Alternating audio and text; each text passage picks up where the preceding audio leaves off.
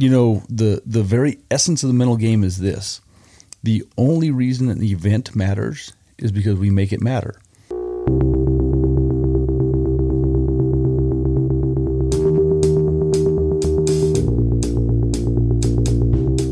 Welcome to the Mullins Farrier Podcast, where I will sit down and converse with the superstars, the overachievers, the masters of our craft.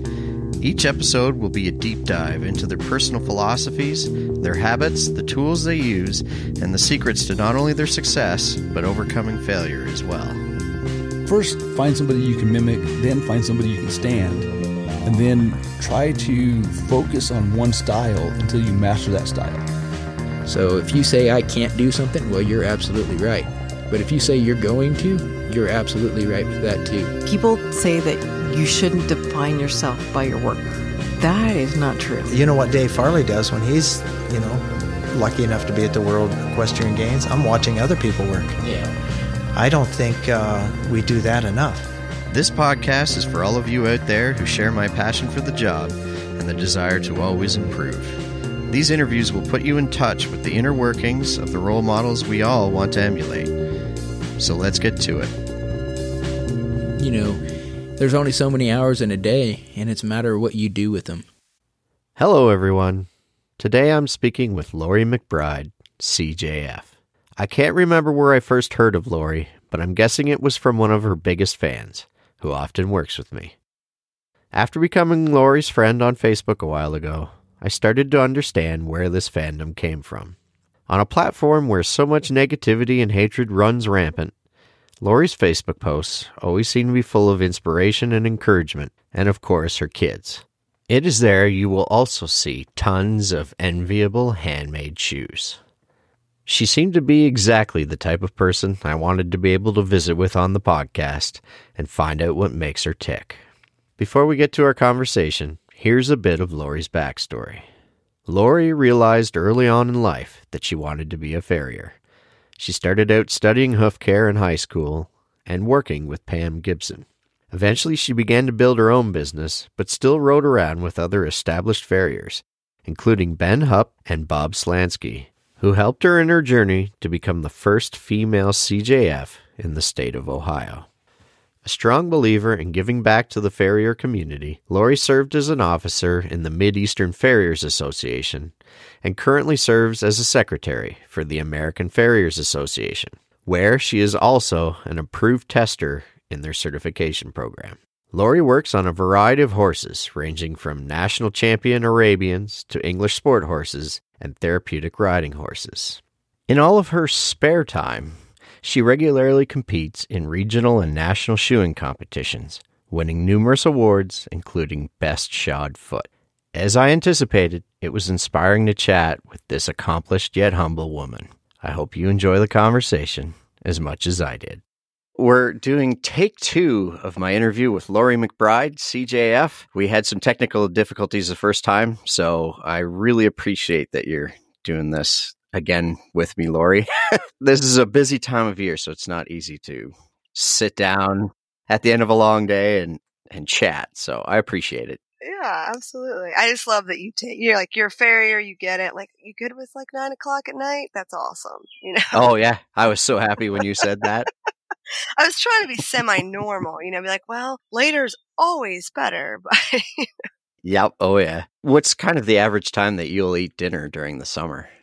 Oh, I'm embarrassed. But usually, if we eat by 8:30, 9 o'clock, we're doing really good. I mean, I try to keep it before 9, but we do eat together as a family. So we've decided that we just eat lunch a little bit later. And kids, they tend to eat second breakfast anyways because they're all hobbits. So, but we just felt like they could eat without me. I could throw food in the crock pot. They could eat without me. But, we just feel like it's important to eat together. And we have a lifestyle that allows us to be a little more flexible. So. Well, that's perfect. No, I think eating dinner together is important too. My family always did it as well. Yeah. Well, I'll start with the same question I started with last time. Toe Clip Tuesdays. Yeah, let's talk about that. Where did that come from? I know you asked me before, and since we get to do this a second time, I thought about it a little bit more, and I realized that So I had just passed my CF and I was like just brand new. I didn't know anything. And I started working with, a couple of guys and they're like, hey, you should come to this contest. My very first contest. And I knew I really wanted to or I needed to, in fact, because I get so nervous when I do anything like, certification wise. So maybe I can get past some of these nerves. So we went to this contest and it was all shoeing. And I didn't realize at the time how unusual that was. It was just all live shoeing. And it was all cool. toe clips. Okay. And so I'm like, well, gosh, I've never done this before. And I know I want to get my journeyman, and I know you have to do that in the journeyman test. So, I did a couple of practice goes before, and I'm like, man, this is really tough, and they really sucked. So I get to the contest, and these guys are helping me out, and one of the things I kept hearing was, if you want to learn how to fit a foot, you need to learn how to toe clip it. And then what they didn't tell you was that it will then teach you how to trim a foot, because if your trim's terrible and then you fit a terrible trim, your fit might be really good, but you realize your trim is lacking. And then, vice versa, you can have a really nice trim and then not know how to fit it. So it just I sort of became obsessed a little bit. I just wanted to get good at this thing. And then this kid that I've never met in person, but I kind of know a little bit, named Caleb Payton, he just randomly posted a photo on Facebook, Toe Clip Tuesday, and he had like this really pretty like foot with a toe clip. And I was like, oh, that's amazing. So I just kind of ran with it. And people like joined in, and it was so fun. And I think toe clips, have gotten a really bad name because, again, either your trim's lacking or your fit's lacking or both, and you really just can't hide any of that if you toe clip it. Yep, for sure. So that's where it all started. And so I just, I'm just kind of a dork. So I sort of geeked out and just started posting photos of toe clip feet. Oh, there's so many times I look back at a photo that I thought was like really good. And I'm like, oh my gosh, it's just the worst. But, you don't know what you don't know. So, yep, for sure. So that's where it started. And it's been really so fun to see people like this join in and do their little Toe Clip Tuesday stuff. So do you pick a shoe from the whole week to photograph and put up? Or is it just Tuesdays you make sure that you put a toe clip on? For a long time, it really was just on Tuesdays. And I toe clip a lot of horses, so it wasn't like it was just on Tuesdays. But there was a barn that I still shoe at to this day. And it's an Arabian barn. I'd be there most of the day, and I was pretty much just allowed to do whatever. I did a lot of like journeyman runs on horses there, or half runs, or they didn't really care. And so I was given this freedom, and they've amazing feet. So it was just, I was able to do that actually on a Tuesday for a long time. And absolutely, there's been times when I've been like, oh, it's Tuesday. What do I have for Toe Clip Tuesday? And I'll see if I have a photo. But for the most part, it really was on a Tuesday.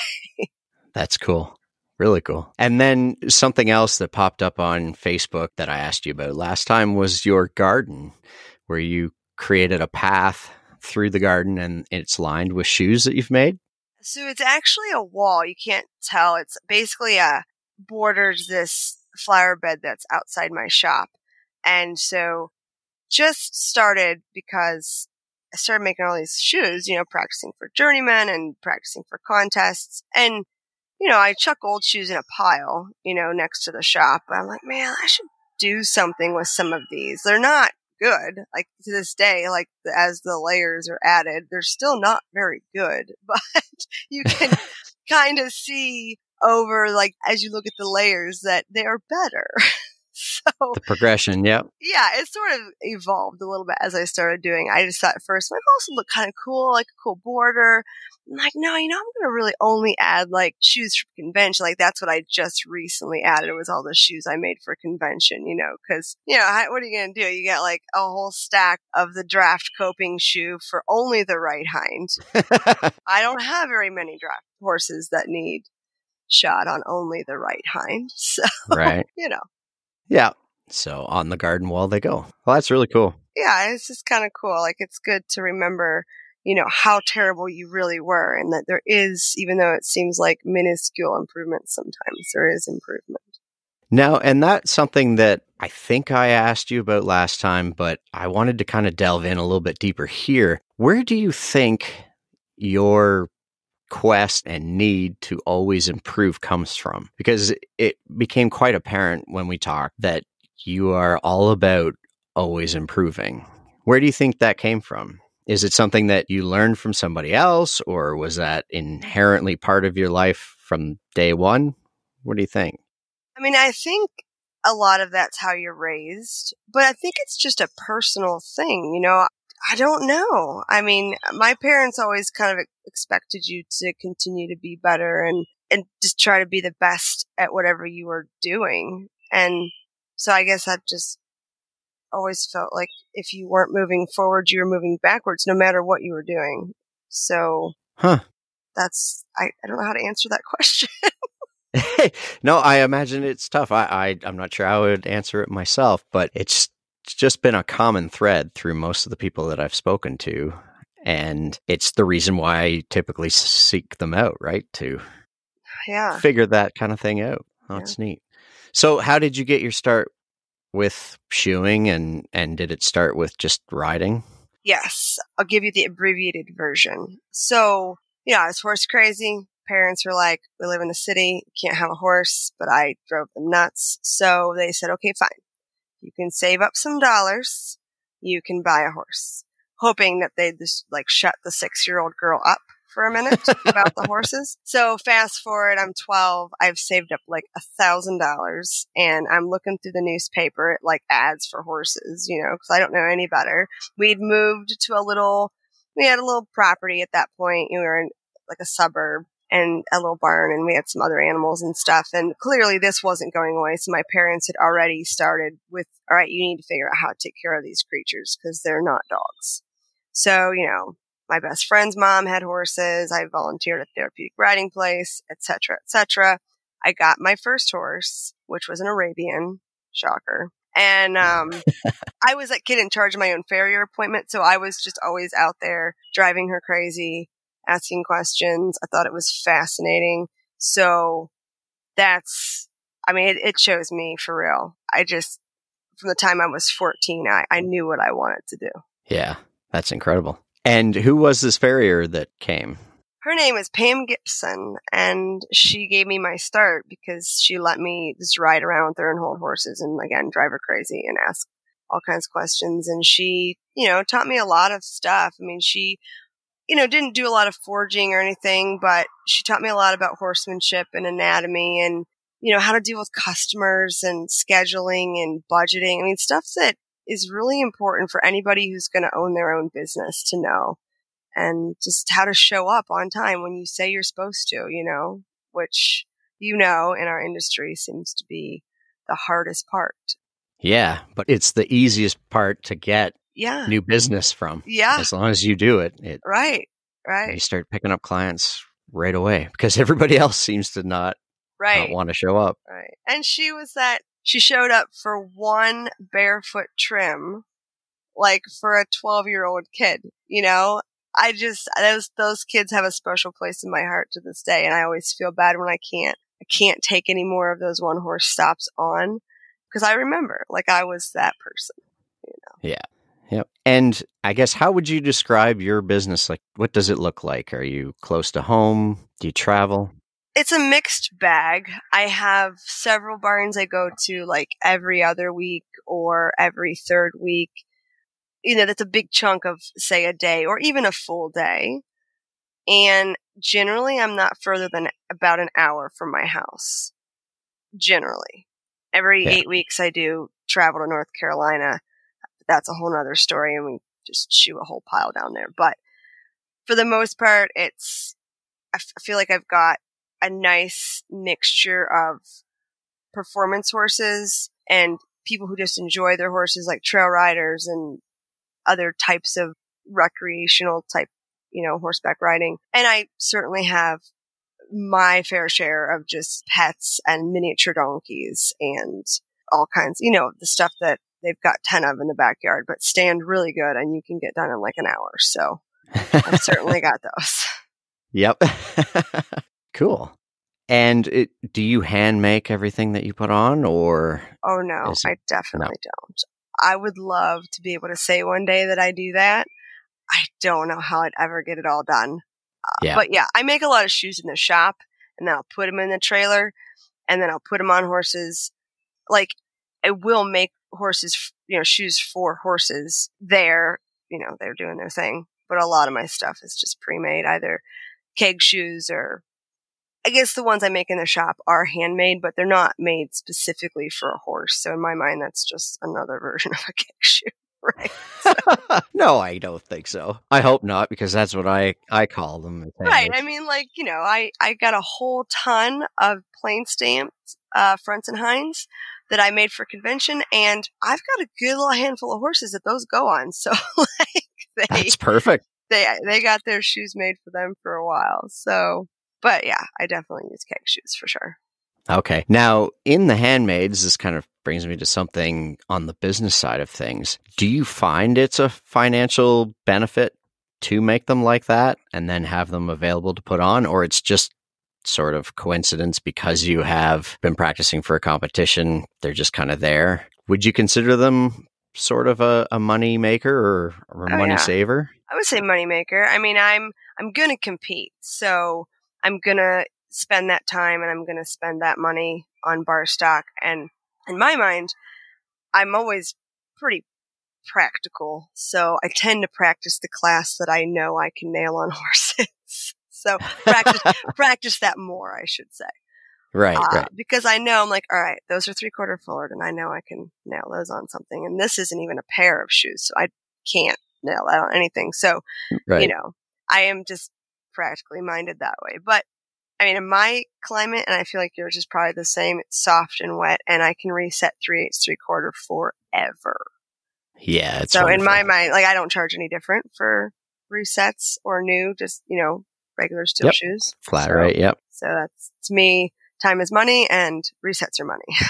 Yep, they're a wonderful thing.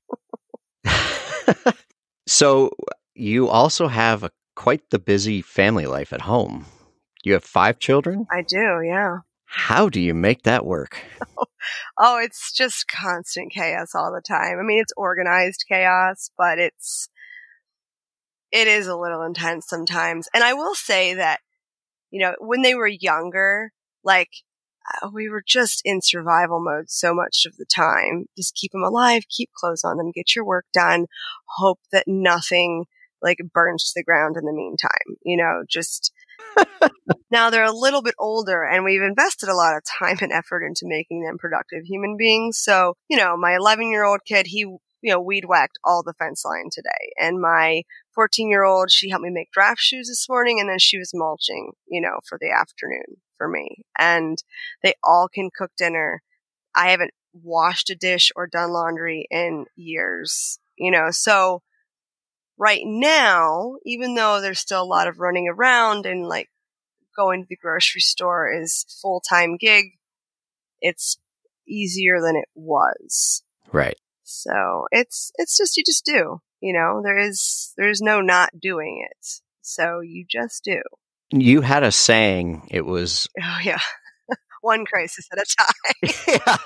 After that, I decided I was going to embrace that. That was... Yeah, that is my mantra. One crisis at a time. Because, you get 4 kids and they're like, Mom. I'm like, listen, I can only handle one crisis at a time. And so that's just a really good way to sum up my life. Well, I'm actually happy we had this second opportunity because a mutual friend of ours, Mike Mihak, he reached out to me. I guess somehow, I don't know if you told him or he found out that we had our interview. Yeah. He reached out and he said, "Did you ask her about her husband?" And I did briefly, but we didn't really go into him. But in Mike Mihak's words, and I apologize to anybody with sensitive ears, he calls him the kick-ass farrier husband. Yeah, he really is. So he's, in his own right, he's very cool. He's a SWAT medic and, 240 firefighter. He does lots of cool things. But then he really is immensely supportive and drags me all over the place, helps me load stuff, unload stuff. I mean, I've been to contests where I've got, kids unloading stuff and doing things, and Trey unloading stuff. That's my husband, Trey. Okay. And really, he just works super hard. And I've had friends of mine, they'll be like, man, I really want a Trey. He's awesome. I mean, we've been on a lot of adventures. We'd hook my shoe and trailer up to the RV, and we'd travel to go certify somewhere, and we'd find ourselves in the middle of nowhere on a road an RV was never supposed to be on, or in some back alley somewhere where he has to back the trailer on the back of this RV out of. I mean, it's whatever we've gotten ourselves into, he's managed to get us out of. So. That's awesome. So yeah, he is honestly the reason that I can do so much. People are like, oh yeah, like you just asked me, how do you guys make this work? But it's a team effort. I guess, yeah. It sounds like your whole family is the team. Yeah. Yeah, we are. I mean, that's kind of the deal from day one. I said, well, you're part of the family, and the family works together, so. Yeah. No, that's really cool. Pull our own weight. And what is the secret to getting your children to do that? Oh, a lot of work. Like and they just don't have a choice. So they never realized they could say no. Again, my husband is, to some, a little intimidating. So my kids all know that, like, if dad says do this, you do this. Right. If mom says do this, you most of the time do this. Or she'll get Trey to back her up. Right, exactly. Gotcha. It's almost unheard of from so many people with large families, like, to be able to get everybody to participate like that. Yeah. So that's really cool. So who were some of your mentors? So I floundered around for a little bit, and, it was kind of on my own way before I should have been. And I knew I really wanted to get certified. Like, I knew, like, there was this thing out there and I wanted to be a part of it. And I had found some online, like, before Facebook was really a thing, I'd found an online forum that I asked a ton of questions on and met some people that way. But then here locally, I decided I was going to put together my little shoe display. I'd gotten my book from the AFA and I studied for the written, and I went to my very first certification, and it was local to me. And I found MIFA, which is Mid-Eastern Farriers Association, and they just embraced me. And I met all these guys, and they were just like, "Oh no, we can help you. You poor thing, you need help. So let's help you." So the first one to really help me, I think, would be Ben Hupp, and then Bob Slansky's helped me, like, to get my journeyman. Those are some local guys. And then Danvers Child is a really good friend, and he's helped me a lot as well. And then there's just a bunch of other guys here, there that have helped me that, I could just go on and on. People that would come to me and say, here, let's do this. Or I'd go to them and they would help me do stuff. So, but I would say those are my top three. I've seen that situation. I've been a part of that so many times where I've had people who just said, hey, you need help. Mm-hmm. Let me help you. Yeah. And where do you think that comes from? The wanting to help? Yeah. Oh, I think that especially very genuine people, everybody's been there. Everybody has struggled the same way or with something similar. And they're just like, oh, but I can help you get to where I am or whatever, Most people that I know in this industry only want the best for the other people in the industry, which is a pretty cool thing. I think sometimes I've seen where people really want to help other people that maybe aren't quite where they can help other people, but the desire is still there. Like, they still want to be able to help people. They're haven't quite mastered some of the things they're trying to maybe teach other people, but it's like the desire is just there. Yeah. Yeah. There's something about that shared struggle. And when you do see other people in it, you do want to help them. Mm-hmm. Now, last time we spoke, you actually mentioned that one of the members of your family actually has taken up an interest in shoeing herself. Mm-hmm. Yeah. So Glynis, it's my younger daughter. She's 14, just turned. And she sort of started coming with me when she was around 8 or 9, mostly because the farm I went to, actually on Tuesdays, their daughter was the same age as her. And so she just started coming with me randomly, and she sort of always said she liked horseshoeing, but she was 8 years old. So I was like, I'm not going to hold you to that. She started coming with me, and she'd hang out with Natalie, her friend. And then she kept saying, no, I really want to be a farrier. This is what I want to do. I'm like, okay, honey. I said, that's awesome. I'm not going to like hold you to that if you change your mind. But if you want to learn some stuff, we'll start learning some stuff. So pretty young age, she started doing just little things here, there. I was always dragging them along to like clinics and competitions because, sometimes that was the only way I could go, is if I just dragged the kids with me. Right. Yeah. So what's cool is over the last couple years, as she's gotten a little bit older, she's really absorbed a lot of information. She's got to meet some of the icons of our industry, and just interact with people that I can remember as an adult, like reading about in a magazine and being like, oh man, if I could just shake his hand, that would be so cool, Yep. And she's just in it with them, and she'll be at the table when they're judging shoes, and she'll be listening to the judges as they're scoring feet, and she'll be at a clinic. In fact, funny story, we were driving down the road not that long ago, and we were listening to your podcast. We were listening to Dave Farley's podcast. Okay. And then later that day, she was remembering the story he talked about, when you cut into a hard frog and the knife wants to go into the frog and not, fall. And so I picked up this foot, and it was like rock hard, and she's like, oh my gosh, don't do what Dave Farley did. So it's cool, like how they learn just by like osmosis, just being around it. And so she has been here lately as she's getting bigger and stronger. We've started to build shoes together, and she's helping me practice some draft shoes. And then I'll let the fire go, and she'll have her own little pile of things that she's working on. And I'll go to work or go in the house or whatever, and she'll continue to work on her own stuff. And That's so cool. Yeah, she's really enjoying it. And I fully expect her to be so far beyond me at a much, much younger age. Which it'll be cool to see. It'll be really cool. A force to be reckoned with. I think so. Yeah. Now, what made me think of that is the fact that when we're talking about teaching, there's an aspect of teaching that kind of it helps you learn. Oh, absolutely. More too, right? Oh, yeah. And I think having helpers has really taught me a lot of stuff that I took for granted. I really should think about this. Oh, yeah. And what is the reason I do that? Or now, have you had other apprentices? No, I have not. One day I will. I'm asked, a couple, 3 times a year, usually by local girls or kids or whoever. And, they have an interest. And I don't mind a ride along here or there. But to add another full-time person into my life, I can't even fathom it. As helpful as they may be, it's just my biggest fear is getting somebody, and this is a very selfish fear, but this is just me being real, is getting to rely on somebody, and then I gotta get a whole pile of horses done that day because that person didn't show up, and also it's a lot of work. You know how this goes. To get them. It slows you down. Yeah.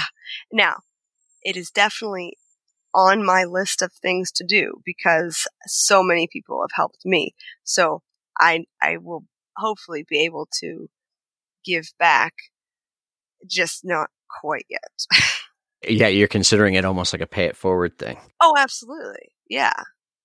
Yeah. No, and I thought of that too, because the gentleman who took me on, I was not a graduate of a shoeing school or anything like that. And he still paid me. I'm not sure why, when I first started with him. Right. And yeah. So no, I have always felt the need to carry that.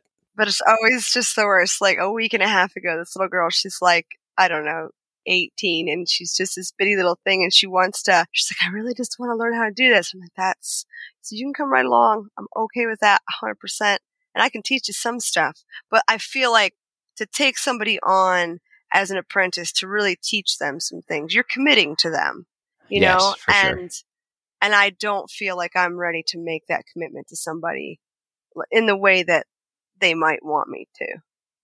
Yeah. It sounds like you have enough on the go. For right now, we're getting, one day. Now, did you ever experience burnout keeping a routine like that where you're just in survival mode all the time? I don't know. I know the first year the twins were born, my eye twitched for the entire year. Like it would not stop. But I don't know if that counts as burnout. I think that's just exhaustion. Yeah. I don't know that I've really ever experienced burnout. There are days where I'm just over it. You know, like the horses are just being naughty, or the people are driving you nuts, or it's hot, you know, and there's bugs. But for the most part, I'm always pretty excited to go to work. Whenever I find myself feeling like I'm going into a slump, maybe, trying something new.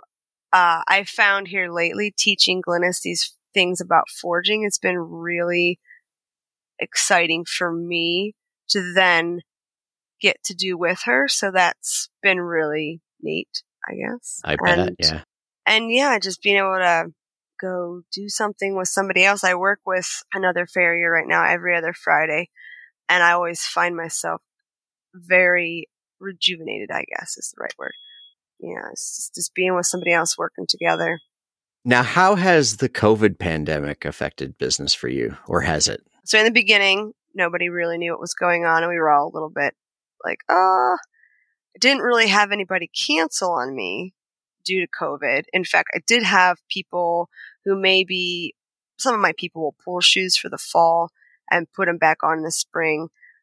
Mostly trail rider type people, performance horses, they stay in shoes all year round. But I had some of that actually start happening earlier because people were like, well, we're home, so we're going to ride our ponies. So come shoot them, please. Yeah, for sure. So in some ways I was a little bit busier.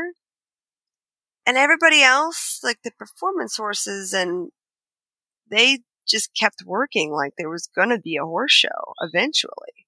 And the school horses, they were still getting done.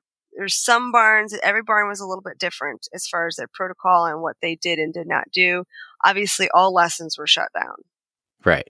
For the most part. There was certainly a few barns I went to that were still doing private lessons, but the trainers were riding all the schooling horses to keep them fit. And some of the barns I go to, they're big barns and there are horses that are boarded there, but they're all in the schooling program. So those horses were still generating income for the farm itself. Okay, yeah. So that was in the beginning. Now, sort of plateaued. Things were just normal. We were all trying to figure out what the new normal looked like, you know, as far as what kind of sanitation do we do? And, you know, you probably did the same thing. People were saying, you know, don't touch the brooms, bring your own, don't, all this stuff. Sanitizing your hands pretty regularly. Now things have relaxed a little bit. We're all a little bit more comfortable with whatever's going on out there. And we're still being careful, obviously, but barns are back open. Horses are back to work. We've got our big horse shows are still canceled in Ohio, but there's been a lot of smaller ones that have been happening that are big. Like last weekend, we had one that's not, you know, it's just a local, you know, English type horse show, and there's 250 horses there. It's definitely never been that big. Yep. People are looking for a venue. Oh, yeah. Just want a show. Big time. Now, as far as some of the protocols that you had to change, what sort of things did you do? Like, did you start bringing your own shovel and broom? That was something we did. No, I didn't. I have a lot of places where they do the sweeping up for me. But if it was someplace where I do sweeping, or, you know, one of my Glynis or Liam, my other boy, my one boy, he comes with me too, I would wipe it down, you know, or I'd say, hey, I touched that. If you want me to wipe it down, I will. And a lot of the barns were going through and routinely wiping that stuff down. Yeah. So I did not start carrying a broom with me. Although just yesterday, Glynis was complaining about how all barns have the worst brooms. And she has decided that we should be carrying our own broom, because she's like, I don't understand how these big fancy barns only have one terrible broom. So, yep. I've often had that same complaint. She's over it as the designated sweeper upper. But anyhow, you know, we did wipe stuff down periodically and then washed our hands very regularly. And we're just very aware of what we were touching, what we weren't.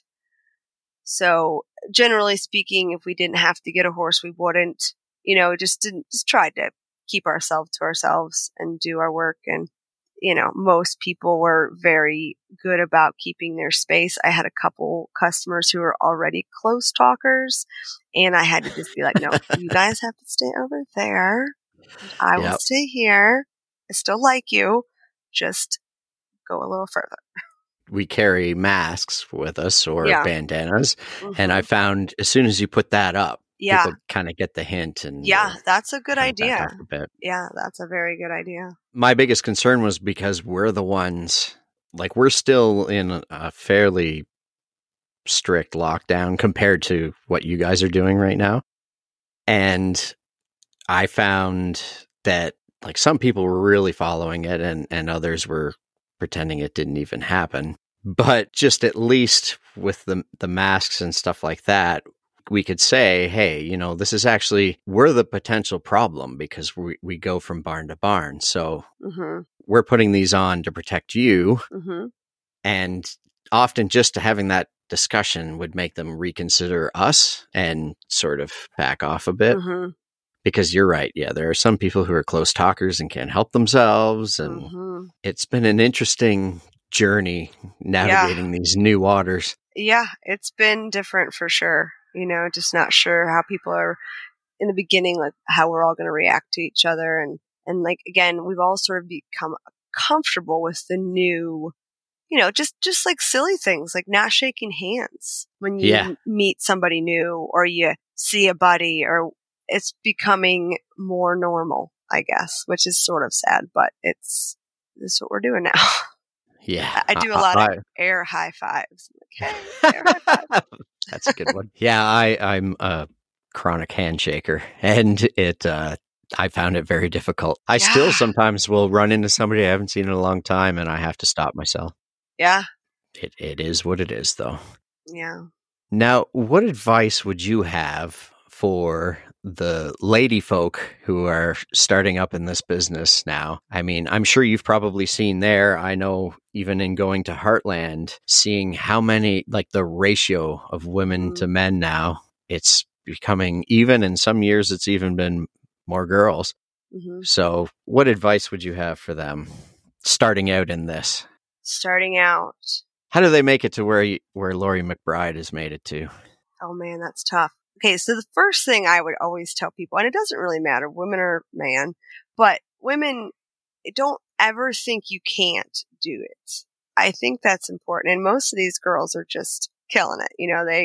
They have that confidence. But in the beginning, when I first started, I was really like, I rode around with Pam Gibson. So I was like, oh, this is just normal. And then I kind of got out there and I was like, oh, this is really not normal.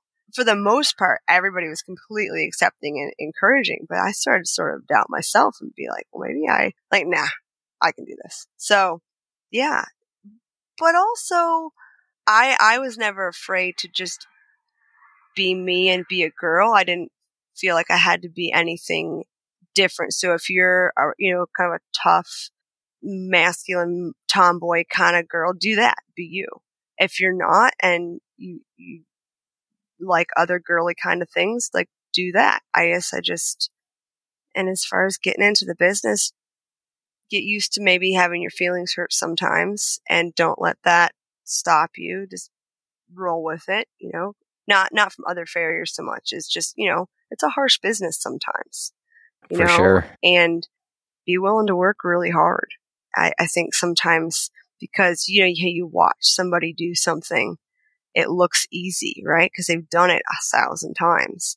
Well, this job is hard. It's a lot of hard work. So be ready for that too. Yeah. So yeah, I guess that's the advice I have. I don't know if it's any good. Well, of course it is. Now, what made you decide to pursue those certifications, and what benefits do you think you've garnered from doing them? Okay, there was 2 things that really I can remember. First one, and you're going to just laugh. I wanted to get certified because I thought that if I got certified, this is early days.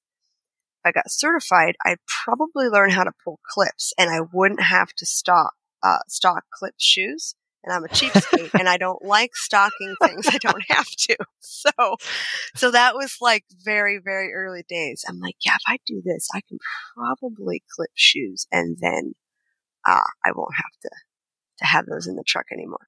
So that was number one thing. But then number two, as I started like becoming involved in the industry and I started seeing this CJF thing and I was like, what's that?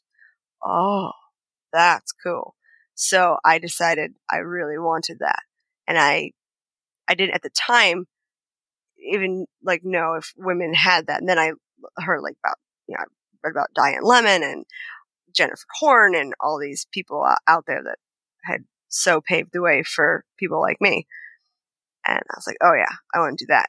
So by going through certification, the relationships I built and the people I met, hands down to this day, the best thing I could have ever done. It's not about whatever letters are after your name. It's the journey that you go through to get there. And For sure. what I learned, and again, the people I met and are still friends with today. Oh, an amazing thing. That's why I did it, and that's what I got from it. I'm still learning from it, Yeah, for sure. After you've had some time to think about it, was there anything else that you kind of thought of before we get into the short answer stuff? I mean, just funny stories, like talking about kids and doing stuff. I had like a couple of funny stories. One was, if you're going to do something, you decide you're going to do it. So I'm going to go to Danny Ward's contest, right?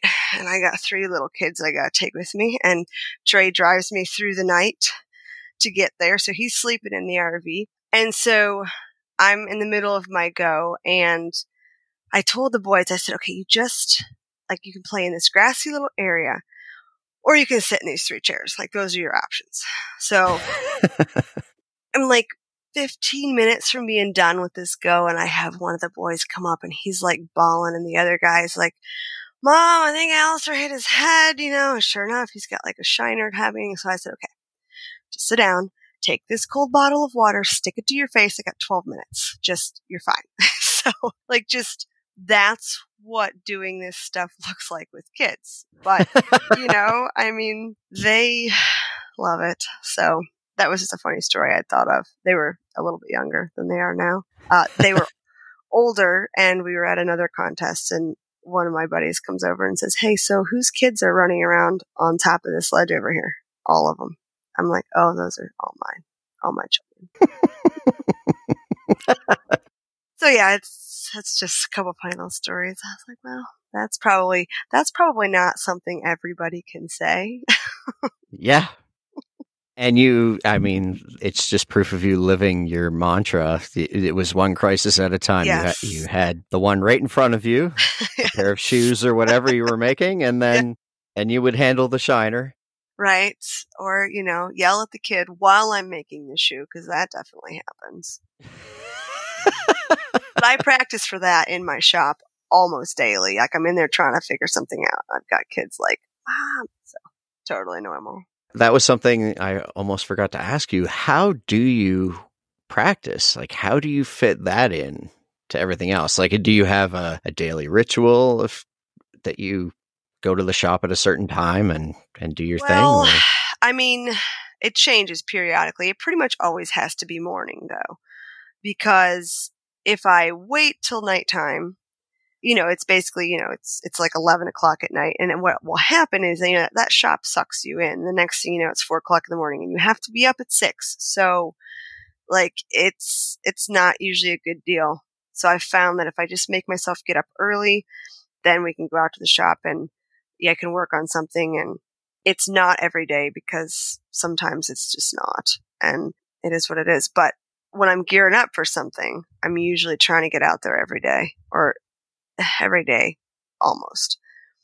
Yeah. But yeah, you just sleep very little and drink a lot of coffee. Yep. The go-go juice. They say you sleep when you're dead, so I guess I'll look forward to that. Yeah, there you go. Well, hey, that's a good way to finish it. Well, here, I'll read off the short answer questions and we'll go from there. All right, fabulous.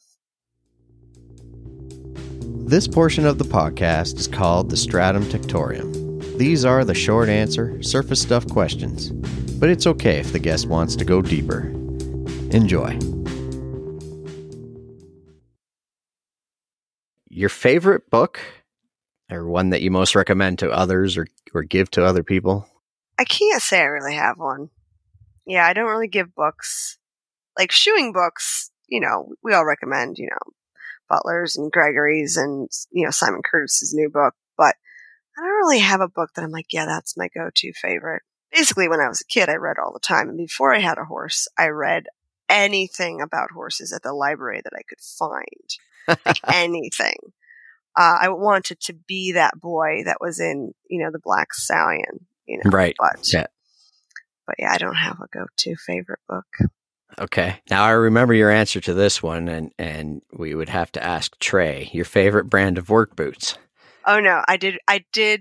So you did some research? Yeah, I looked at the tongue on my boot. So I was like, I think they're called Avengers. And then I was right. They're Avengers. And essentially, I just want a woman's work boot with a composite toe. Yeah. And so that's what these are. And I've been wearing this brand for a while, and I do like them quite a bit. They last about 6 months. I usually try to make them last a year. That's a bad idea. Like 6 months is about as long as they go. Yep. I never can get them to last longer than 6 either. Yeah. We're just on our feet too much, We're just on our feet way too much.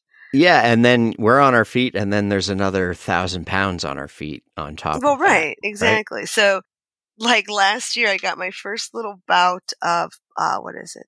Oh, I can't think of it now, but it was in my heel, like that ligament that's down there in your foot.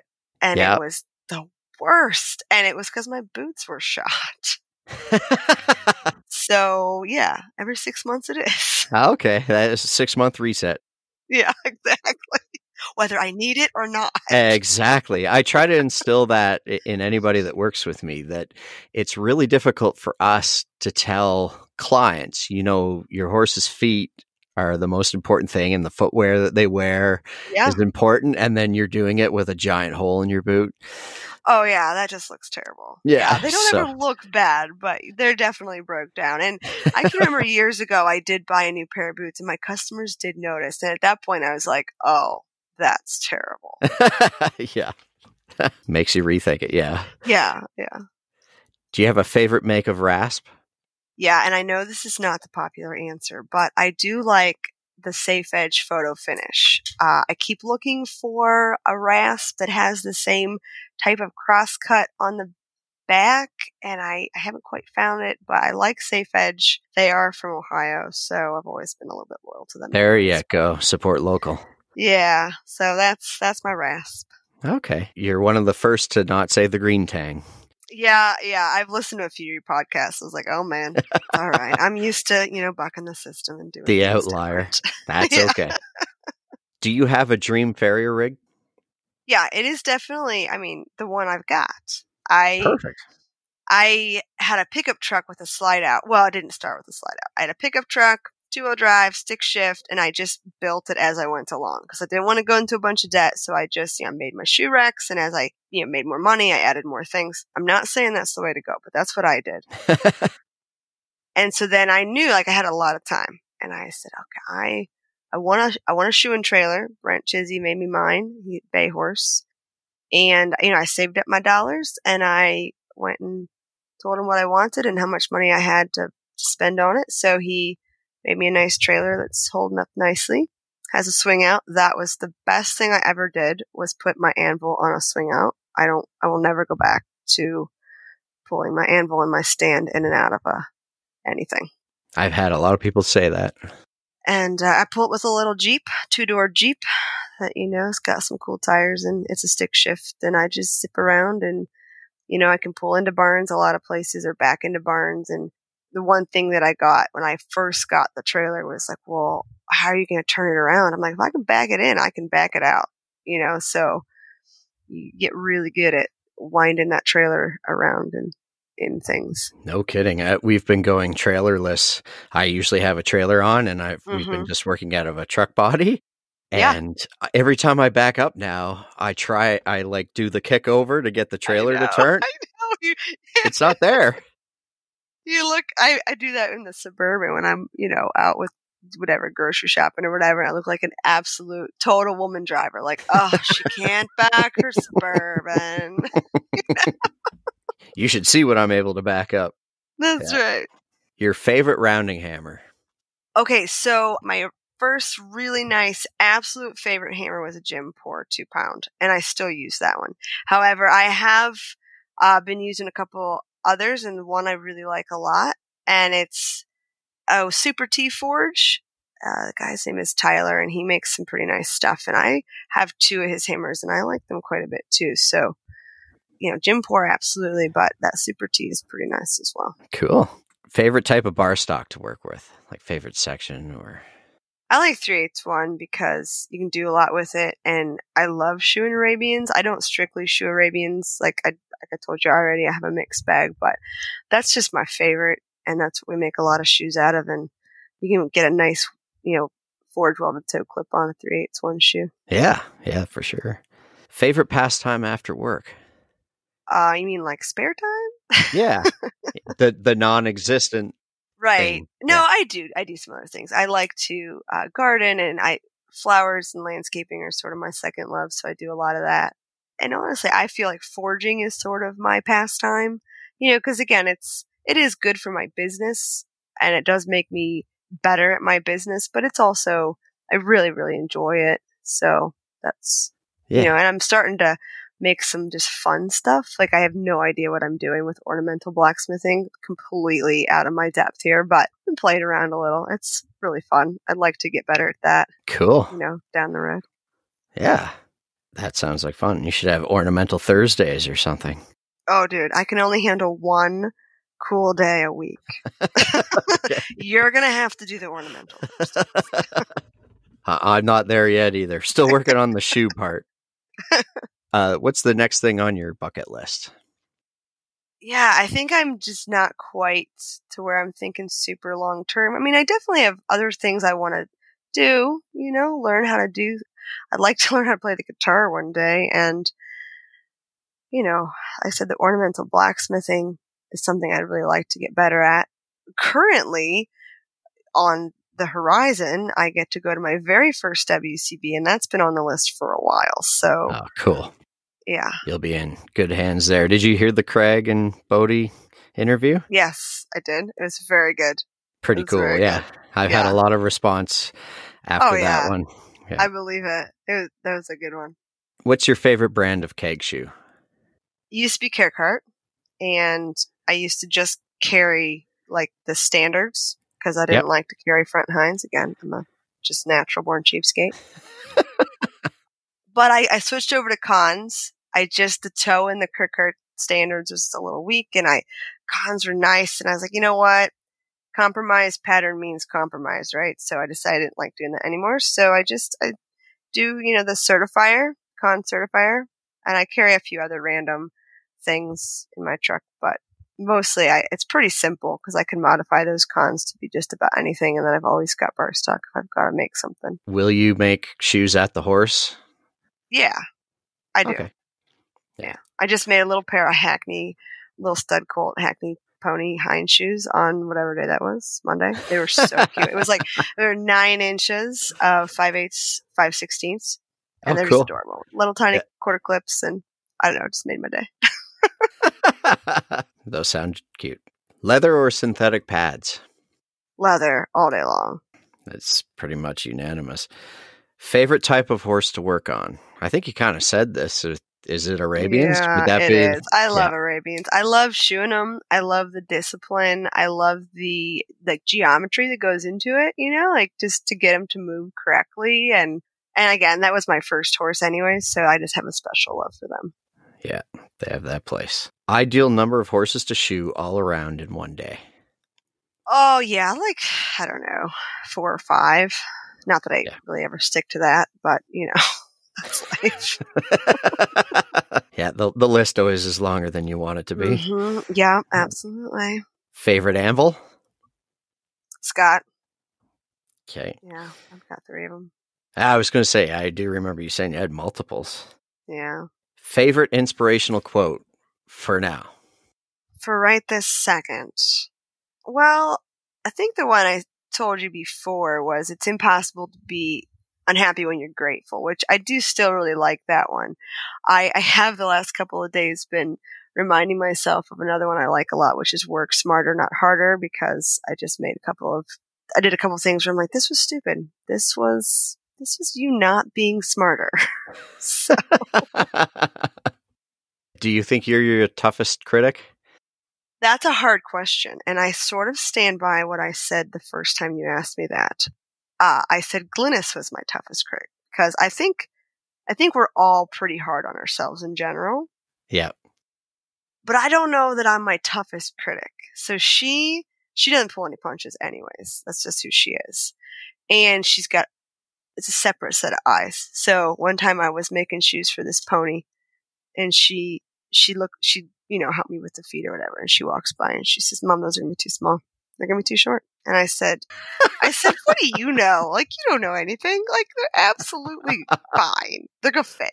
So sure enough, they were too short. So I threw them in a bucket and I started making another pair. And I wasn't going to tell her that she was right. And she walks by and she sees where I'm at building these shoes. And she's like, too short, weren't they? I was like, yeah, gosh dang it. So, and then just like we're in the shop building these draft shoes and I'll say, okay, hey, look at the picture. Look at this shoe. Tell me what you see. And it's pretty cool to see like what her eyes see and how much she's absorbed from other people. And not just with shoe and stuff, business stuff too. She'll call me out on stuff if I'm, letting people take advantage or, sometimes she gets a little too upset about when people do stupid stuff. But yeah, I think she's my toughest critic for sure. I think she should do consulting. Oh, she'll sort you out. Don't worry. She might be wrong, but she'll sort you out. I'll just bring her along for a week and feel terrible about myself. Oh, she encourages you too. Okay, good. Do you have a favorite breed of dog? Yes, Jack Russell's my favorite. Last year we lost our old Jack Russell Cross. And right now, yeah, it was really hard. But right now we do have 2 miniature Australian Shepherds, which we do like a lot. That was like my number 2, very close second. Okay. So I think another Jack Russell's probably in our future, but not quite yet. Gotcha. Do you use accounting software, and what brand would that be if you do? We use Quicken, and when I say we, I mean my husband. Yeah, he does all the book work. I write bills and I get money and I just give it all to him and he does the rest. Perfect. What app has most improved your work life? See, this one's kind of tough. I don't use a lot of apps. I use my map app and I use Facebook, which I guess could be considered a messenger app. I use that a lot. Voice to text is not an app, but that is probably the thing that has just been amazing lately because I text a lot. I don't really like to be on the phone with people all that much because I'm usually multitasking. So, being on the phone and trying to do other things, it's, I usually will just quickly, how it is, so I can voice to text and then I can hand it to whoever's writing with me and they will then edit it. Because, even though you do the spoken punctuation and all that stuff, it doesn't always. Siri can be dumb sometimes. Yes. It's not our fault. It's hers. It is. I actually noticed I was doing speech to text too much, and it got to the point where I was actually using the punctuation in normal conversation. Yeah. I've so done that. I've been leaving voicemails, like actual voicemails with spoken punctuation. Yeah. And I realize what I'm doing. Like, I'm sorry. I'm not having a stroke. I just forgot I was actually talking to somebody. LOL exclamation mark. Yes, exactly. Yeah. Do you have a preferred social media platform? Yeah, Facebook's pretty much the only one I do. I'm too old to do the other ones. What do you use as your planner or agenda? I use my cell phone, the calendar on my cell phone. It's an Apple, so it backs up to the cloud and to our computer, and it's all backed up. So if I run my phone over, we're all good. You're still going to show up to your appointments. Yes. Well, that's good. And how do you do your invoices? Paper or email? Some of them I email. Most of them I write out and hand to people if they want them. I still have a lot of people that either pay cash or just pay with a check and don't even want an invoice. Right. So if they don't want it, I'm not going to write it. Right. Okay. Favorite method of soothing aches and pains? I thought about this question a little bit, and so I don't have a lot, which is fortunate. No kidding. And when I do, I'm pretty lucky. I do get, that muscle in your shoulder that basically puts your arm to sleep. So I'll use a TENS unit on that. If I'm sure whenever that happens, it's because I've, been working on young horses that are jerking and yanking. And so the next few days are difficult, but use a TENS unit, and we have a hot tub, which I love. Although I realized after I talked to you last time that I don't get in it as often as I should. So Right. I was like, the kids get in it a lot. I'm pretty sure my husband gets in. I don't think I make the time to do that. So yeah, hot tub and the TENS unit, and every once in a while some Advil. Okay. Well, hopefully just asking you this question will Yeah. inspire you to jump in it some more. Yeah. I got to make time for the fun stuff. And you explained it to me, but the TENS unit is the electrical impulse, right? Where you put the electrodes on? Yeah. It's just, little electrodes you put on. And it's basically like electrical massage, I think. So it really does the trick. I mean, they're like $30 on Amazon. It's been a lifesaver because my elbow, when I was practicing for one contest, we had to do this little full extension shoe out of aluminum, and my elbow was starting to really kill me. So I used that on, and it helped a lot. And then, like I said, when I'm really pushing myself too hard or working on like young horses that are just being a little bit cantankerous or whatever, that whatever it is between my shoulder and my neck on my right side gets real tight, and it really hurts. So Yeah. I'll put that on there. I don't think anybody in the history of me asking the what is your favorite type of bar stock question will ever say aluminum. Oh, it's the worst. I can't. I've got like 2 horses in aluminum, and I'm like, thank goodness. I have a bunch, and I feel it. It's every summer for the most part. I used to do a whole barn full of hunter under saddle, like quarter horses. Yeah. And it was a great trainer to work for. Loved working for him, but it was aluminum on everything. And Yep. it was a lot. Yeah, for sure. It just bounces right back at you. Mm-hmm. Favorite brand of jeans? Okay, so my favorite brand of jeans are pretty much just any sort of Miss Me knockoff, because I'm, again, cheap. So I don't want something that's very expensive. The joke sort of started with, I work for a lot of women, and I would hear all the time from women, wow, Lori, you just don't look quite as good bent over as the dudes. So I decided, I'm like, you know what? I like blingy pockets. I'm just going to start wearing blingy jeans. And then I would say, well, at least I'm giving you something sparkly to look at, Mm-hmm. And so that just kind of became the joke. And I do like that. I mean, I found a couple brands that fit me nicely and are mostly cotton and not all spandex, because girl jeans, so much of them are like spandex. I can't even handle it. So yeah, like Sexy Couture or Wallflower, those kind of brands. Cool. Do you have a favorite drink other than coffee? Other than coffee? Oh man.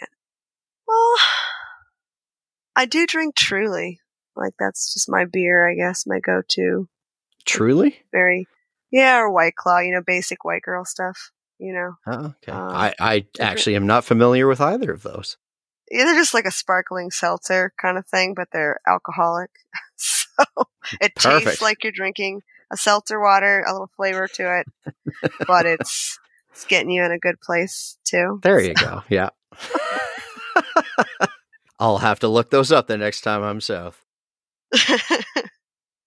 They might pull your man card if you. Yeah, I know. That's what I was those. thinking. That's okay.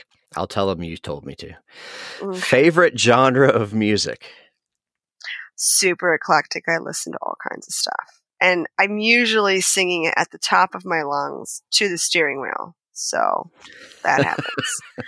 And at convention this year, one of the ways I sort of have come up with to help me with my nerves, because I'm the world's worst competitor, because I get very nervous. In fact, I listened to the Chris Gregory podcast, and I'm so going to read those 2 books. Yep, they help. Yeah, that's going to happen. But anyways, so I'll put my AirPods in, and I'll just go to town. You know, I got my playlist, and I rock out. Well, at convention, I'm rocking out. And the third class of the week or whatever is always my best class, because I'm finally relaxed, and I'm just doing what I do. Yeah. So I'm singing. I have a great time. And my girls are like, oh my gosh, Mom. So, you know, when you have your AirPods in and you're singing and you can't hear yourself sing and you're super off key and it doesn't sound great. Well, everybody else heard you too, because, you know, nobody else is listening to that music. So there I was rocking out to Pink. I was like in a great place. Hey, whatever works. They don't have to, that's fine. Do you work out? A little bit.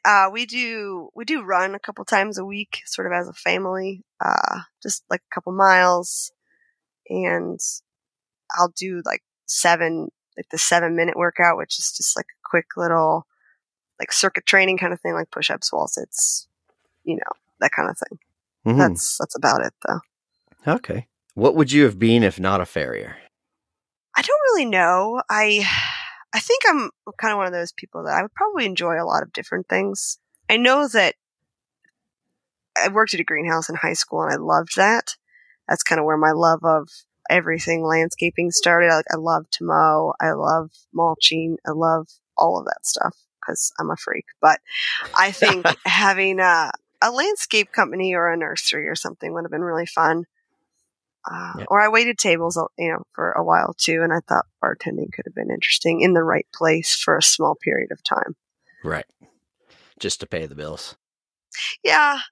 Now, if you were stuck with one other person in quarantine for 3 months, who would it be? Oh, man. Like family excluded? Yeah, family excluded. Sorry. No, because we've already done that. Yeah. Yep. Family excluded. So, yeah, I think my friend Carly, so she's a farrier, and we have a blast whenever we've gone to a bunch of stuff together. I think I could do 3 months in quarantine with her. We just build shoes, and we would just have so much fun. It'd be awesome. Cool. That does sound awesome. Okay, well, thank you again for doing this interview. Take 2. Once more from the top, this time with feeling. Yeah. Before I go, I wanted to recognize a few more sponsors who participated in the For the Herd campaign. After the Schoolies episode aired a couple weeks ago, 2 of the sponsors of that episode, Wade and Zach Halliday Farrier Services, reached out and offered to donate more to the cause. I and the Schoolies are grateful for their very generous support. Lauren Hunkin and Mark Struthers of Synergy Farm and Forge in Ashton, Ontario, donated as well after the episode aired.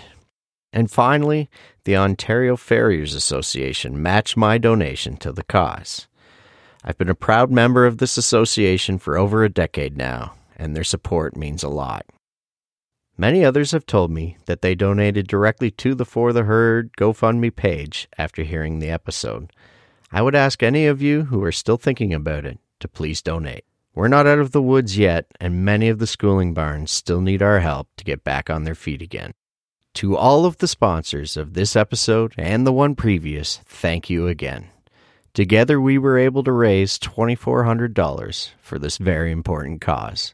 Until next time, take care of yourselves and each other out there. We'll talk soon.